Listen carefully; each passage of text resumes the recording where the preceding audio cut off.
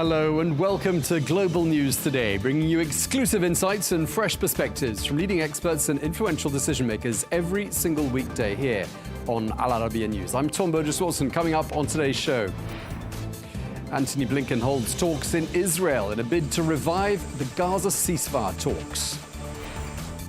The UNRWA chief calls for an urgent pause in fighting in northern Gaza to facilitate humanitarian assistance as reports emerge of Israeli troops blocking aid. Hezbollah launches rockets at a naval base in northern Israel following attacks on positions in the suburbs of Tel Aviv. And in Lebanon, an Israeli airstrike near Beirut's Rafik Hariri hospital kills 13 people and injures more than 50 others.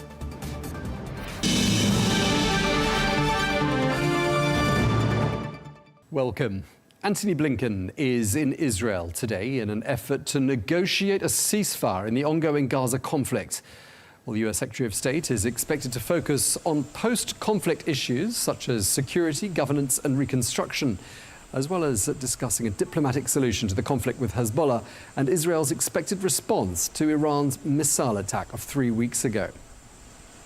Throughout the region, Secretary Blinken will discuss the importance of bringing the war in Gaza to an end, securing the release of all hostages, and alleviating the suffering of the Palestinian people. He will continue discussions with counterparts on post-conflict period planning and emphasize the need to chart a new path forward that enables Palestinians to rebuild their lives and realize their aspirations free from Hamas's tyranny. The Secretary will also underscore that additional food, medicine, and other urgently needed humanitarian aid must be delivered to civilians in Gaza. He will also discuss the need to reach a diplomatic resolution in the conflict between Israel and Hezbollah that fully implements UN Security Council Resolution 1701 and allows civilians on both sides of the blue line to return to their homes. And lastly, he will reaffirm the U.S. commitment to work with partners across the region to de-escalate tensions and providing lasting stability. Well, the US Secretary of State's diplomatic mission comes at a critical time as Israel intensifies its military campaign not only against Hamas in Gaza, but also against Hezbollah in Lebanon, further escalating tensions in the region. Well, last week, Blinken and the Defense Secretary Lloyd Austin urged Israeli officials to take concrete steps towards addressing the crisis in Gaza, warning of potential restrictions on US military aid. Well, joining me now is Gershon Baskin, former Israeli hostage negotiator and expert in Israel-Palestine relations, who collaborated with the Rabin and Barak governments on the peace process. Thank you very much indeed for joining us once again here on Arabiya News. The US Secretary of State, as we've been saying, in Israel. This is his first visit since the killing of Yahya Sinwar. What do you think he is seeking to achieve? Well, I think it's very clear that the United States is interested in both the war in Gaza and the war in Lebanon coming to a swift end. And the question is whether or not the United States is willing to use its leverage over Israel to ensure that this happens. The big question facing the United States in ending the war in Gaza is who's going to run Gaza on the day after. And this is an extreme concern of the United States and of Israel not wanting to see the territory of Gaza continue to be controlled by Hamas.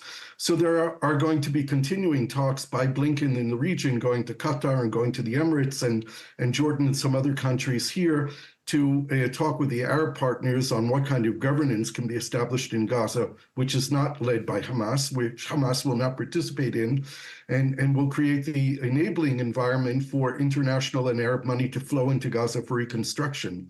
There is no deal to end the war if Hamas is going to continue to rule Gaza.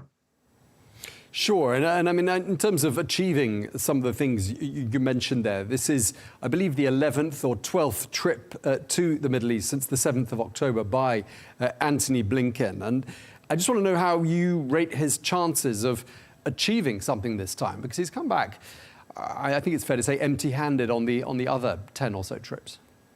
Yeah, the very big question is whether or not President Biden is willing to use the leverage that the United States has over Israel to make sure that there's a deal this time.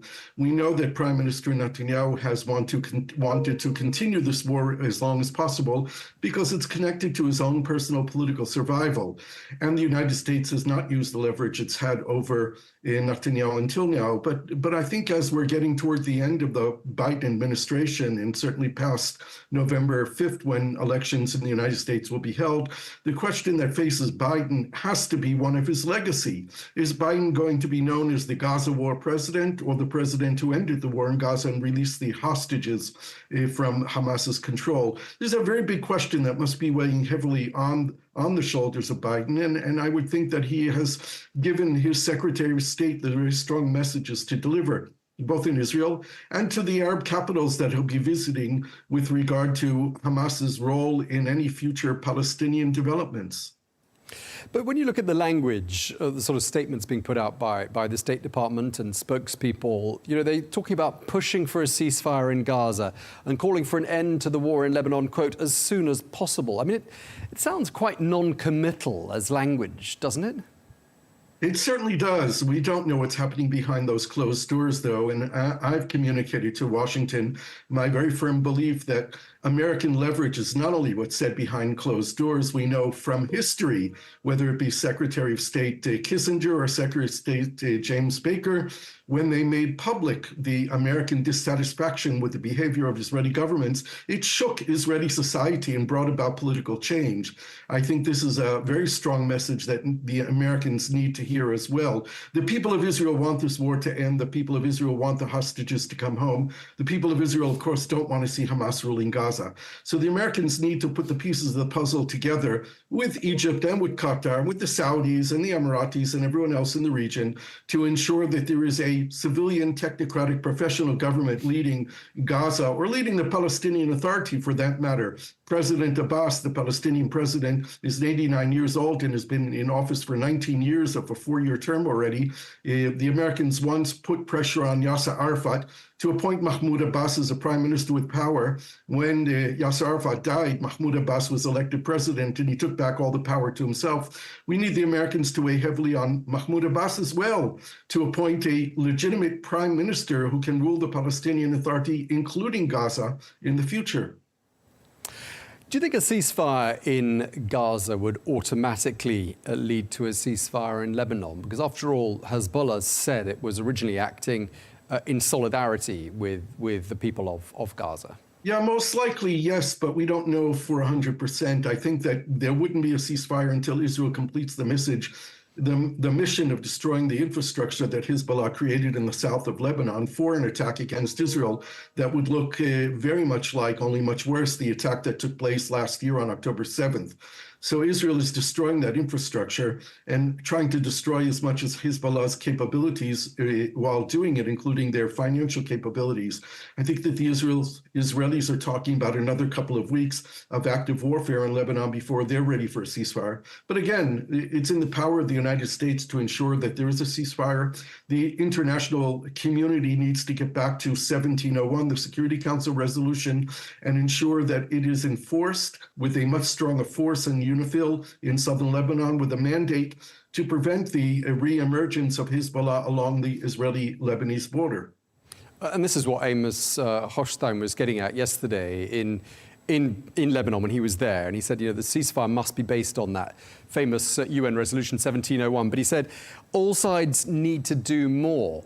So it sounds like he doesn't think that either the Israelis or UNIFIL / the Lebanese have done enough to commit to the terms of 1701. Is that your understanding?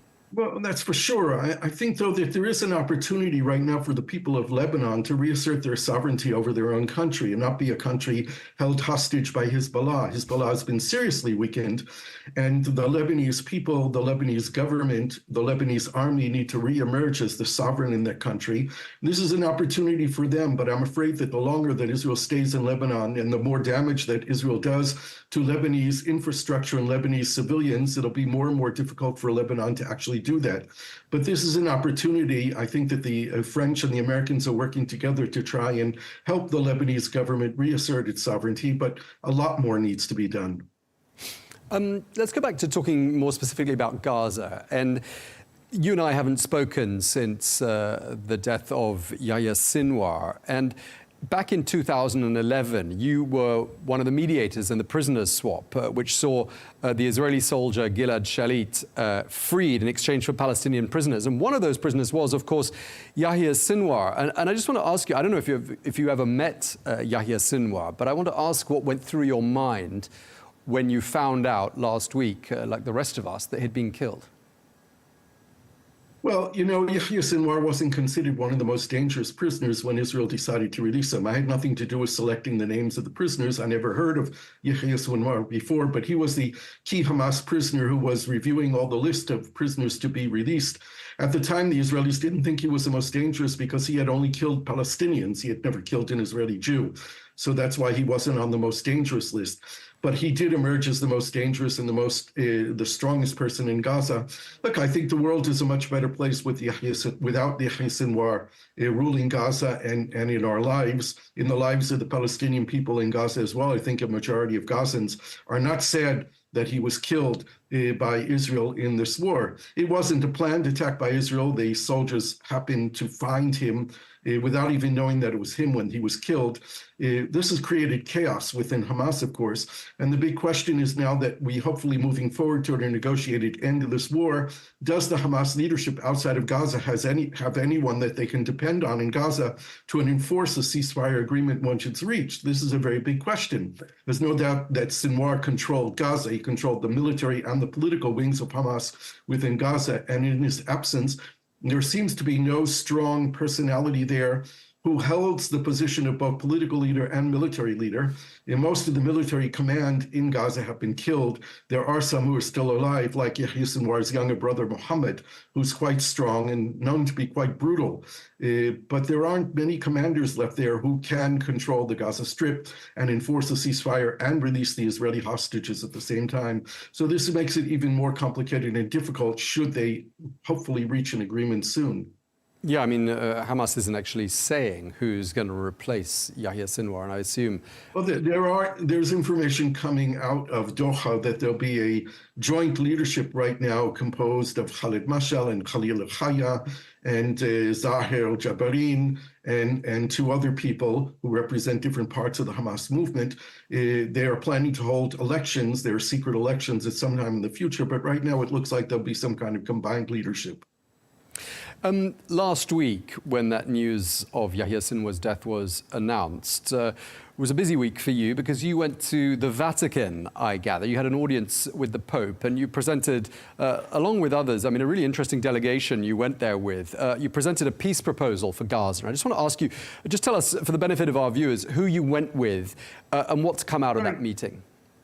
Well, a few months ago, I brought together former Israeli Prime Minister Ehud Olmert, who had negotiated with Mahmoud Abbas back in 2008 and brought us closer to an Israeli-Palestinian peace agreement than ever before. And Dr. Nasser al-Kidwa is a former Palestinian foreign minister. He was PLO representative in the United Nations for 17 years, and he's the nephew of Yasser Arafat. We brought the two of them together, myself and my colleague Samer Sinjalawi, to see if they can come up with a proposal for the future of Israel and Palestine.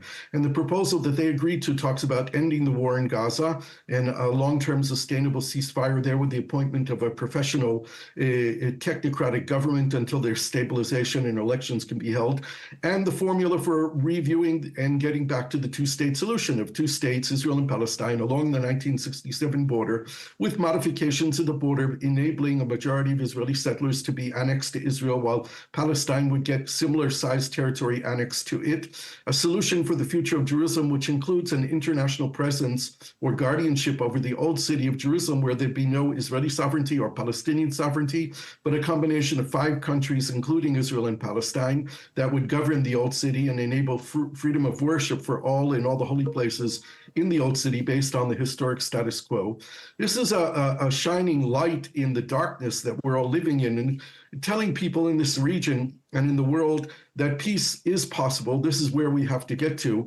We've been going around with Prime Minister Olmert and Foreign Minister Nasser al-Kidwa and meeting foreign ministers in various countries of the region. We were in the Emirates and in Berlin and in Madrid and Rome. And while we were in Rome, we had the audience with the Pope, which was a great spiritual meeting because he's the father of 1 billion believers in the Catholic Church.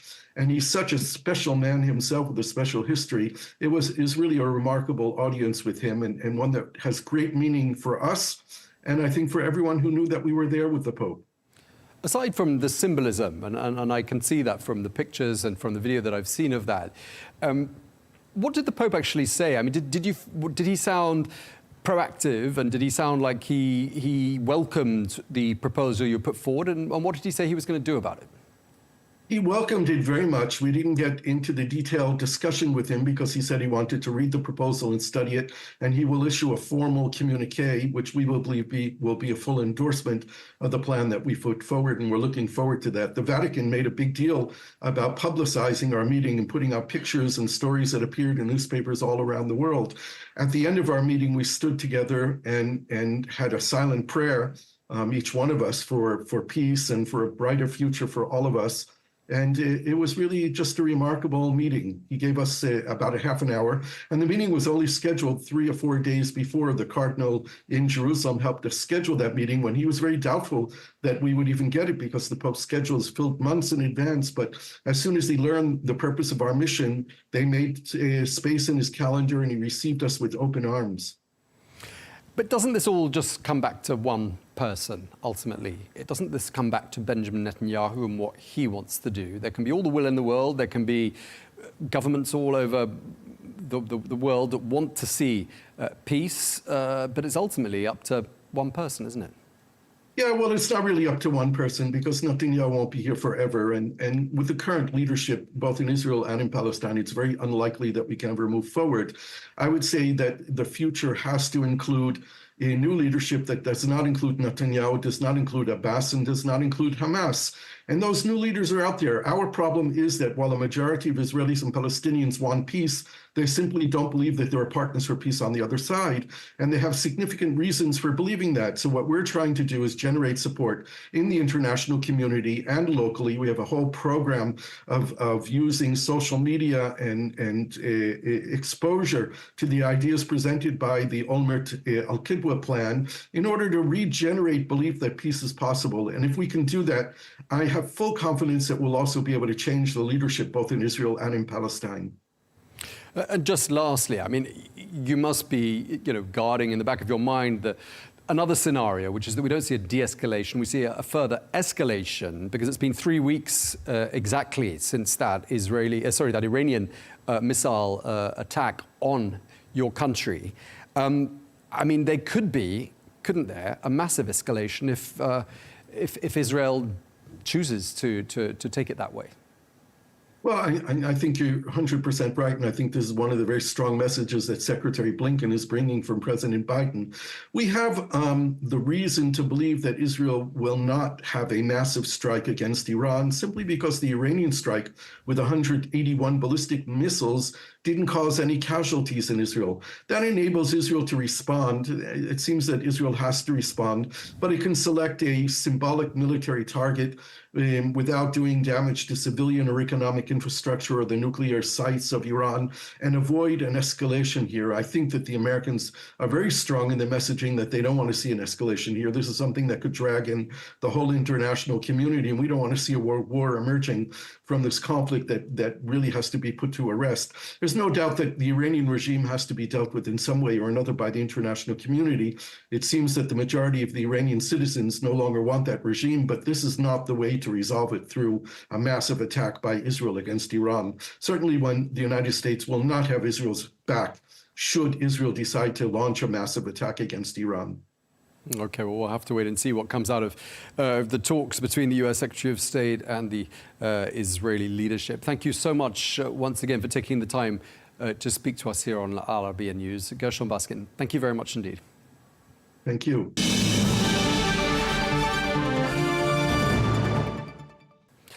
Now to the Israel-Hezbollah conflict, and the group says it has launched rockets at a naval base located near the northern Israeli city of Haifa, following on from an earlier claim of attacks on positions in the suburbs of Tel Aviv. Well, this marks a significant escalation in the conflict, as it is the first time that Hezbollah has employed medium-range missiles in its ongoing offensive against Israel. Well, in response to these attacks, Tel Aviv has declared a state of emergency with heightened security measures across the city. Well, the situation has also affected travel, with flights at Ben Gurion Airport disrupted as part of the emergency response to those attacks. Additionally, artillery shelling has been reported near the northern Israeli border, further escalating tensions in the region. Well, the increased military activity comes just days after Hezbollah announced a shift in its strategy for dealing with Israel. Meanwhile, in Beirut, 13 people have been killed, 32 others injured after an Israeli airstrike near Rafik Hariri Hospital. Meanwhile, paramedics continue to search through the rubble after the Israeli military conducted around 15 strikes on Beirut's southern suburbs during the course of Monday night. Well, let's get more analysis on this now with the former UK Minister for Defence and International Security Strategy, Sir Gerald Howarth. Thank you very much indeed for joining us, Sir Gerald. Let's start by talking about the past month of violence in Lebanon. In your opinion, are we any closer to a conclusion, or is this a conflict that, in your opinion, still has a long way to run? Well, hello there, Tom. I think this conflict still does have a long way to run, but we do have to understand the context in which this conflict is taking place. Basically, Israel, a sovereign state since 1948, has been surrounded by enemies determined to wipe it out, all orchestrated from Tehran, the capital of Iran. And it is Iran which is the real evil paymaster and weapons provider in this Middle Eastern conflict. They have been funding the Houthis in Yemen. They've been funding Hamas in Gaza. They've been funding Hezbollah in Lebanon. And they've been content so far just to, as it were, irritate the Israelis. But the brutal, disgusting assault on innocent Israeli civilians on the 7th of October last year marked a significant step up in the activities of Iran and its proxies, and was designed to disrupt the relations which were developing between Israel and many other local Arab countries. That is what Tehran feared, that there would be a rapprochement between Israel and the Arab world, which is already happening. And they then decided to step up the assault because they knew that the Israelis would react as they have done. But it's a big challenge for Israel to deal with these attacks on three fronts. Yeah, I mean, you mentioned the money and the funding that comes from Iran. And of course, just yesterday, Israel announced that it was targeting a financial institution in Lebanon, various branches of financial institutions. It's not exactly a bank, the Al-Qard Al-Hassam Association it's called. But I just want to know how much of an impact you think something like that is going to make to Hezbollah, or whether that's just the tip of the iceberg when it comes to the money and the funding for the group. Well, obviously attacking their source of funding will help. But at the end of the day, it is not the funding which is doing the damage. It's the missiles which the funding is buying. And I understand that that Hezbollah has launched 8,000 missiles against Israel in the last year alone, and that it has a stockpile of between 40 and 120,000 missiles to launch against Israel. So it is a question of Israel trying to find and eliminate those missiles. I personally was of the view in respect of Hamas and Gaza that the Israelis had set themselves an impossible task, namely to wipe out Hamas. And I still think that is the case, because there will be people to replace those terrorists in Hamas and Hezbollah who have been eliminated by Israel. There will be others to take their place. But if Israel can take out their weapons dumps, that will neutralize them. And certainly the attacks that they have launched on the leadership of both Hamas and Hezbollah will have had a dramatic effect on those organizations, and certainly done them damage in the short term until such time as they are able to replace those they've lost. Indeed, and the damage they've inflicted has been both on morale, and now we've been talking about the damage they've inflicted on the finances, at least of Hezbollah. But if Hezbollah receives its money from Iran, shouldn't Israel's focus be more on Iran than residential areas of Lebanon, where in fact a large number of the people who are being killed are in fact innocent civilians? Yes, I'm not uncritical of Israel. They probably have more precision weapons per head of population than any other nation on earth. And it does strike me that some of the attacks that they have launched have not been precision attacks. Just looking at pictures of parts of Gaza, looking at pictures of parts of Beirut, it does look as though large areas have been taken out. I was involved in the operation in Libya about 10 years ago. And in that operation, I had responsibility for one of the specific operations there.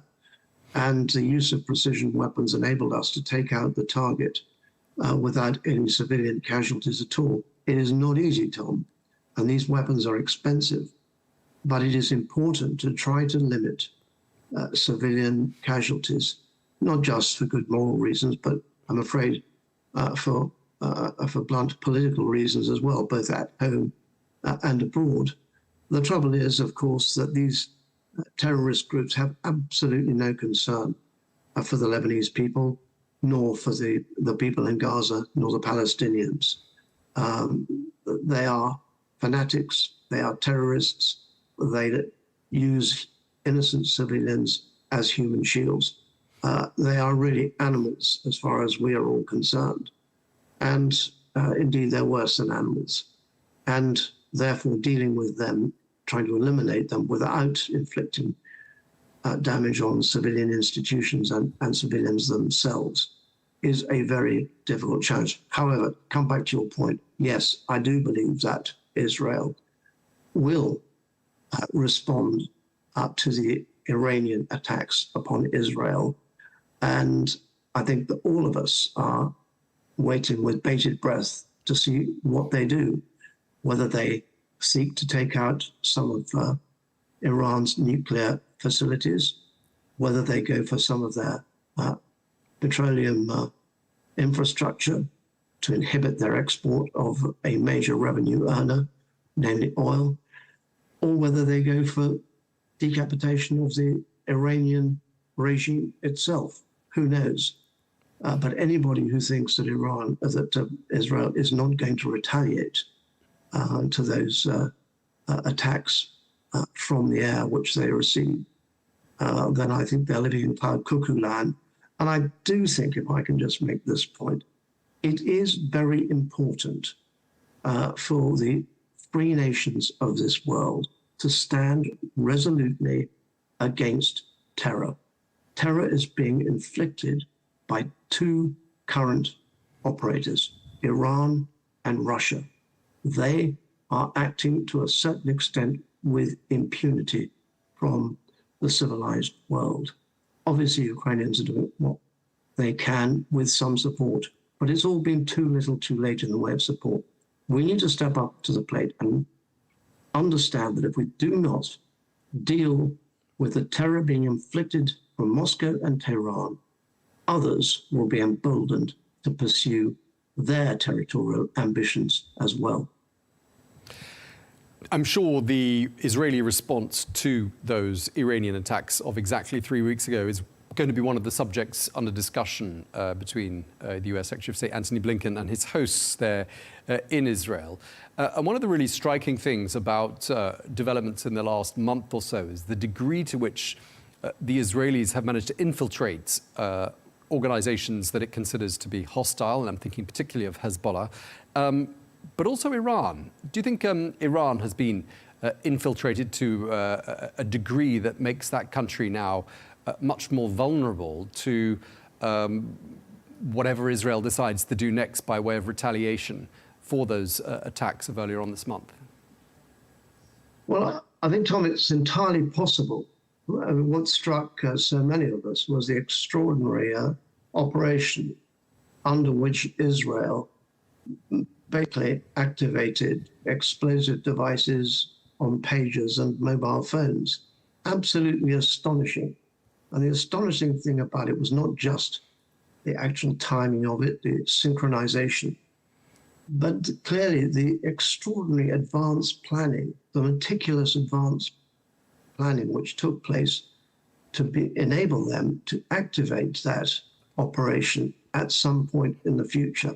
Who knows? I have no idea. I doubt many other people have any idea as to the extent to which Israel may have been able to penetrate the mullah's regime in Iran.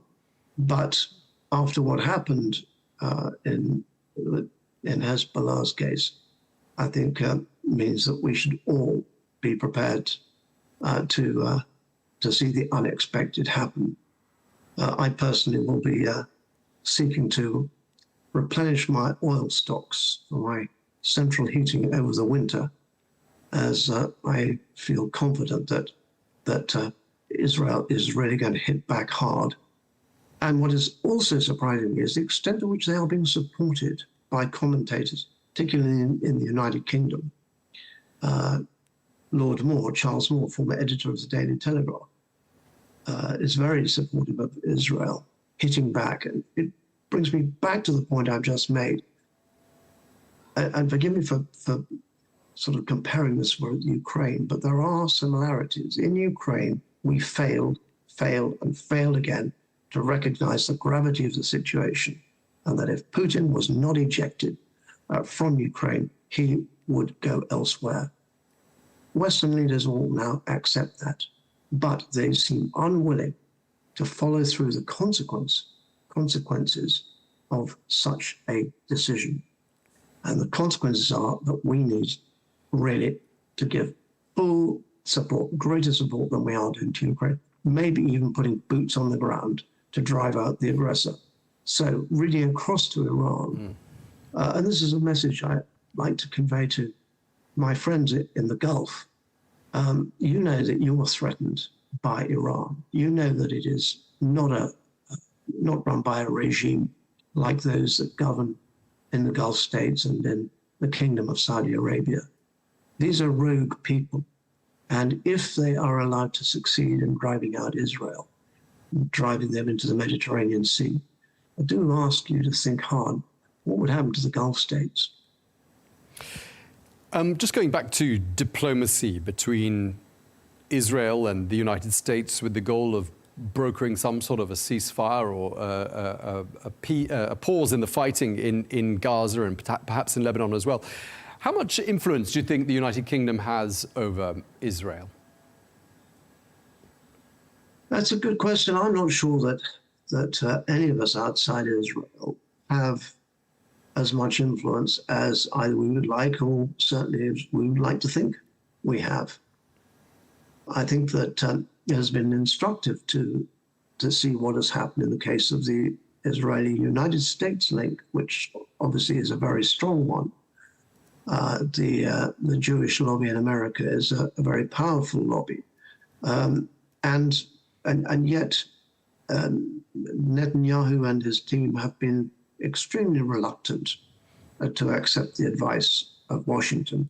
And let me give you one example. The attack on Sinwar wouldn't have happened. He wouldn't have been taken out, the leader of Hamas would not have been taken out had the Israelis followed the imploring of Washington not to attack Rafah. It was in Rafah that this man was found, having come out of a tunnel there and being located unexpectedly in a residential block. So it's hard to tell the Israelis you've got to listen to the Americans and to the United Kingdom, particularly these calls for a ceasefire.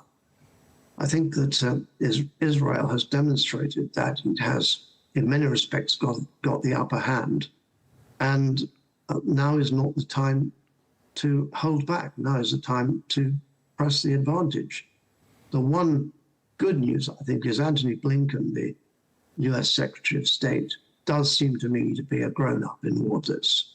And I suspect he understands, having visited, he understands much more the realities of the situation than his president does. Yeah, I mean, the British government has been doing what it can to apply pressure on Israel, even though I think it's been fairly symbolic more than particularly meaningful in the form of restrictions on arms sales to Israel. But it sounds from what you're saying as though perhaps that's misguided and that Israel needs to be left to its devices whilst it has this momentum. Is that what you're saying? That is exactly what I'm saying. I think it is misguided. It is, of course, very hard to suggest that Israel should continue, to encourage Israel to continue when you see the appalling effect that is having on civilian populations. But the fact is that the people of Gaza tolerated Hamas. The Arab states, I'm afraid, also tolerated Hamas. They are the secondary evils in all of this. Their paymasters in Tehran are the worst. But, Hamas took over Gaza in 2007, 2008, whatever it was.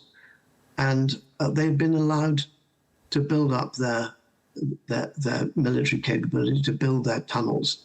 They weren't investing in infrastructure for their people. They weren't investing in hospitals and schools. They were investing money given to them by other people in military capability and building tunnels into which they could hide and into which they could stuff Israeli civilian hostages. They are monsters, these people. And it is a shame that they were not driven out of Gaza right at the outset or prevented from being there. And I do say to my friends in the Arab world, I was chairman of the All-Party Egypt group, and I've met President Sisi a number of times. I do think it's very important for the Arab world to stand firm alongside Israel, because as in the case in the continent of Europe with Russia and Ukraine and so on, if the Iranians can get away with this and inflict this terminal damage on Israel, who knows what will happen next? So I don't think Western leaders should urge Israel to hold back. If they had been successful in urging Israel to hold back, then Sinwar wouldn't have been taken out. And we know that President Biden thought that was a good day for the world. Sure. I mean, Yahya Sinwar is one person, but 42,000 people, and we understand from the UN figures that a very large number of those 42,000 were innocent civilians in Gaza, and that's the price that has been paid for, not a large number of Hamas operatives who've been killed by the Israelis. Don't you think that's an unacceptably high price? Well, of course, in human terms it is, but this is a war, and in warfare, innocent people die. That is what happened to people in London, people in Coventry, people in Birmingham, people in Southampton, when they were bombed by the Nazis in the Second World War. They were non-combatants, but they were killed.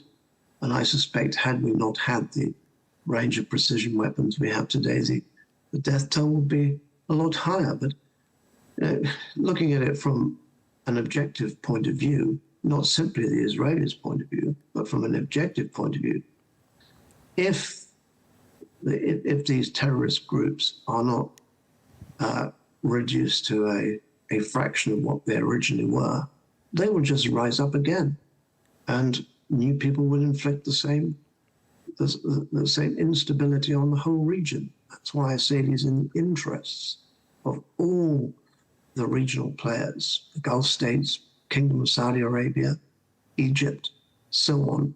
It's in all their interests to see this through so that Israel is once again able to live in peace and pursue its own lifestyle. I think I do have a qualification, which I'll come back to.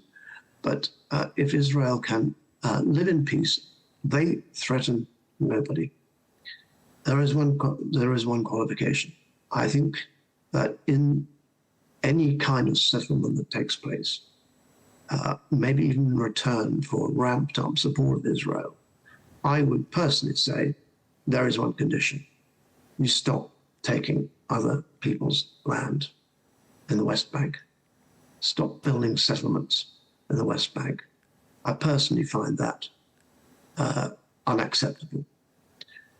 And that would be, if I were involved in the kind of discussions that Antony Blinken from the United States is undertaking, that would be one of my conditions, because I cannot see that anybody can support the expansion of, effective expansion of Israel into the West Bank.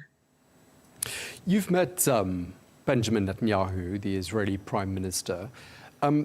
I'm just wondering whether there's anything that struck you about him when you met him, and whether you're able to connect that to the fact that diplomacy up until this point, and I'm thinking here about Antony Blinken's 10th or 11th visit to the region to try to broker some sort of a solution, a ceasefire, a pause in the fighting, whatever we're going to call it. But was there anything about Benjamin Netanyahu's personality that makes you think perhaps it isn't so surprising that diplomacy has yielded so very little fruit up until this point? Yes, I met him when I was in opposition. I was an opposition defence spokesman about 15 years ago, and I met him then, and he certainly struck me as being an extremely hard man. And we've seen the manifestation of that in the last year. As to whether his character is responsible for what is happening now, I would say only in part. I mean, I think his resolution is certainly entirely characteristic with the man that I met. But there is also a political aspect to this, which is, as I understand it, had the election taken place before the Hamas killings, I think that perhaps Benjamin Netanyahu might have lost office. And I can see the argument of those who say that, well, he is pursuing this war because otherwise he'll be out of office. Clearly, I'm not in a position to say whether that's well-founded or not. But coming back to the point about his resolution, I think he has a vested interest in seeing this through, because the events of the 7th of October last year are undoubtedly a major, major failure of Israeli security and Israeli intelligence. And the Israeli people have paid an appalling price for that. And I suspect that that resolution, of which I mentioned a moment ago, manifests itself in a belief that he has to make up for that governmental failure, which resulted in the worst atrocity inflicted on the Jewish people since 1945. And just lastly, Sir Gerald, and we don't have very much time left, I just want to ask you, looking forwards, the US election is in exactly 2 weeks from now. Do you see let's assume that Antony Blinken returns empty-handed from this latest visit, as he has returned from previous visits. Do you see the US election as having some sort of a bearing on the course of events during the weeks ahead and the outcome of the election? Well, it certainly seems that that Donald Trump has made up some of the ground he recently lost. And I understand, looking at the news a moment ago, that the swing states suggested that swing states are moving towards him. And I think there's a real prospect that he could become president once again. And the thing about Donald Trump is that he is completely unpredictable. You may remember that in the run-up to the 2016 presidential election, he said, made very hostile noises about NATO, about taking the United States out of NATO. And I remember saying to the British Prime Minister, Theresa May, and I was talking to her in the lobby of the House of Commons just before she went to America to meet President Trump, the first overseas leader to meet him. And I did say to her, Prime Minister, you've got to impress upon President Trump that NATO is absolutely vital to the security of Europe, but it's also vital to American international interests as well. And Prime Minister smiled at me and said, I've already done it, Gerald. And so he is unpredictable, and he's certainly persuadable. All the rhetoric at the moment is, oh, he ain't going to support Ukraine. And there are Republicans, sadly, who do not understand the vital importance of standing firm against Putin. And I discussed that with former National Security Advisor to the United States, John Bolton. He said, well, some of those Republicans don't really understand. So, we don't know is the answer. And we'll just have to persuade Donald Trump, if he becomes president, that it is in America's interest that tyrants seeking to inflict themselves on other countries must be resisted. Okay.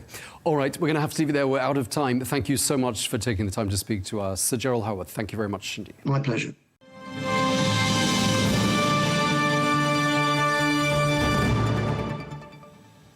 To Gaza now, where the health ministry says 115 Palestinians have been killed and 487 others injured during the course of the last 48 hours. Well, this comes amidst reports of Israeli forces obstructing rescue teams from reaching Palestinians who are trapped beneath the rubble in this besieged region of northern Gaza. Well, the situation in that part of Gaza has become increasingly dire. Residents there are describing their experience as scenes of terror. Well, for more on this, I'm joined by the former UN Special Envoy to Afghanistan and former US Ambassador Peter Galbraith. Thank you so much for taking the time to speak to us. Just turning our attention to what's happening in Gaza, the head of UNRWA, Philippe Lazzarini, has painted a horrific picture. He says bodies abandoned by roadsides or buried under the rubble. In northern Gaza, he says people are just waiting to die. They feel deserted, hopeless, and alone. Is that your understanding of what the reality is now in northern Gaza? Yes, I think that is a accurate description of what has gone on, what is going on there. And it's representative of the humanitarian situation throughout Gaza. There's been an enormous loss of life in the last year, enormous suffering, and overwhelmingly the people who are suffering are people who have no connection to the conflict. Indeed, we just talked about 487 people being killed in the last 48 hours. It's very difficult to imagine that more than a handful of them were armed militants. And we're being told, Israel does issue these evacuation orders for areas like it has done for northern Gaza. But people don't really trust these evacuation orders any longer. Why not? Well, I can't speak to why they don't trust the evacuation orders because I'm not on the ground. But I can say that humanitarian law is very clear on these conditions, which is you cannot bomb a hospital because there's a tunnel underneath it, or even because there's some militants underneath it. You cannot bomb. It is unlawful to bomb a school because there might be some militant sheltering among the children. And I've observed of the military conflict in Afghanistan. I observed the U.S.-led military conflict in northeast Syria against the Islamic State. And the way that war was conducted is if there was a militant traveling with a bunch of children, you didn't target the militant. Now, of course, there were collateral casualties. But you need to take all precautions. And the reality is Israel has exactly the same military capabilities as the United States has. And therefore, it ought to be conducting its war in the way in which the United States would, which is to avoid situations where you are targeting civilians. Antony Blinken, the US Secretary of State, is in Israel today, talking with the Israeli Prime Minister. Do you think he could request or demand some guarantees from the Israelis with regards to the humanitarian situation, even if he doesn't manage to come back with a ceasefire per se? The Biden administration has been demanding this for some time. And it has said it will cut off military aid to Israel if it does not allow humanitarian access to Gaza. But there's a big difficulty in this situation, which is the upcoming American elections, because Bibi Netanyahu knows that if Donald Trump wins, and it's a 50-50 proposition at this point, he can do whatever he wants. Donald Trump has said, go ahead, finish the job. So if you're Netanyahu, why would you listen to what the Biden administration is saying? Even if they cut off military support for Israel, he knows that if Trump is there, it will be restored. And if Kamala Harris should win, well, he can change his behavior. So right now, the situation is that Bibi Netanyahu has a free hand, and he's certainly been using it with catastrophic consequences for innocent people in Gaza. Okay, well, I'm being told we're going to have to leave it there. I really appreciate you taking the time to speak to us, Special Envoy to Afghanistan, former US Ambassador Peter Galbraith. Thank you very much indeed. Good talking to you.